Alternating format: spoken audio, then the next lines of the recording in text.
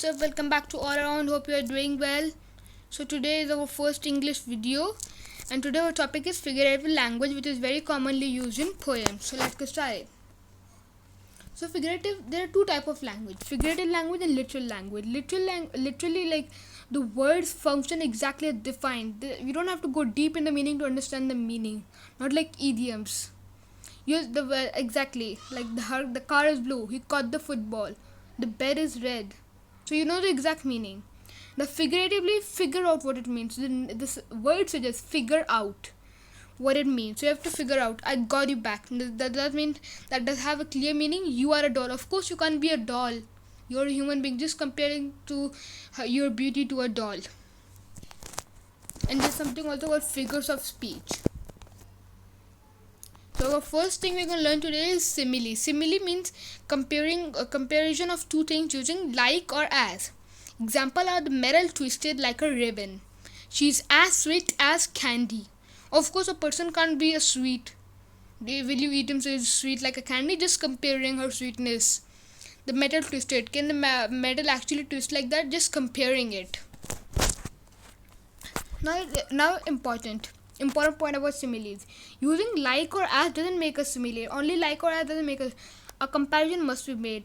Not like if we say I like pizza, that's not a simile. It's just using as a verb. If you want to use a simile, then you have to compare. Like the moon is like a pizza. You're comparing moon to the pizza. Next, metaphor. Two things are compared without using like or as. We don't use like or as, but we just compare them. All the world is a stage. So is it all the world is a stage? Men are dogs. Just comparing them. Our heart is stone. Can your heart be actually a stone? Just comparing them without using like or as. Personification. Giving human traits to objects or ideas. Example, like we're giving human traits, like the things which humans can do to objects, like non-living things. The sunlight dance. Can the sunlight dance? Is a non-living thing, so it can't dance, of course. Water on the lake shivers. Can water actually shiver? The streets are calling me. Do the streets have a mouth so that they can call you? No, it's just giving human traits to objects or ideas. Next, hyperbole. Exactly exaggerating to show a strong feeling or effect. Examples: I love you forever. Literally, you literally love someone forever from where you're born. Just exaggerating to create a strong feeling. My house is a million miles away. Of course, even two countries are not million miles away. So how can your house be a million miles away? Just exaggerate. She had killed me. Did she kill you? Then how are you saying this? Just like exaggerating to show a strong feeling or effect, so that you can you can show the person how badly you were treated or how surprised you were in any way. Next, understatement. Expression with less strength than accepted. It's the opposite of hyperbole. I'll be there in a second. Of course in 1 second. Just cut the call and come. So of course you can't be there in 1 second. It's the opposite of hyper. This won't hurt a bit. Of course, if someone touches you, of course get a little like feel it. So it does hurt you a little, a very little, even though you can't feel it, but it does hurt you. This won't touch a bit. Even it'll not touch it. This won't hurt. Of course, if something pricks you, it will hurt. So doctor says this won't hurt you, child. Of course, injection will hurt it. It is the opposite of hyperbole, less strength than accepted. Next, onomatopoeia, a word that makes a sound.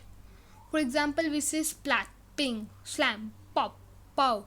So these are not actually like standard English words. You just say it, bang, meow. Can you get these are actually words? Just makes a sound. Next, idiom, a saying that isn't mean to be taken literally. So it's just like a figurative language. Idiom, you can't take it literally. Doesn't mean what it says. So whatever it is said doesn't mean exactly. You have to figure out what does it mean. Don't be a stick in the mud. You are the apple of your eye. There is I have an apple. I have an ace up my sleeve. So these idioms or sentences you don't have to find the literal meaning. You have to find the figurative meaning. So to get into it. Oxymoron. When two words are put together that contract with each other, opposites. Jumbo shrimp, pretty ugly, freezer burn. So these both are opposite, but they're put together. We can say beautiful, ugly. What kind of a word is that? Or like cold or hot. Okay guys, don't forget to like, comment, share and subscribe to my channel, and click here to subscribe, and click here to watch our another click here to okay just leave click here to watch our other videos, and don't forget to hit the bell icon so that you don't miss out any of our new videos. Thank you. Bye bye. See you in the next video.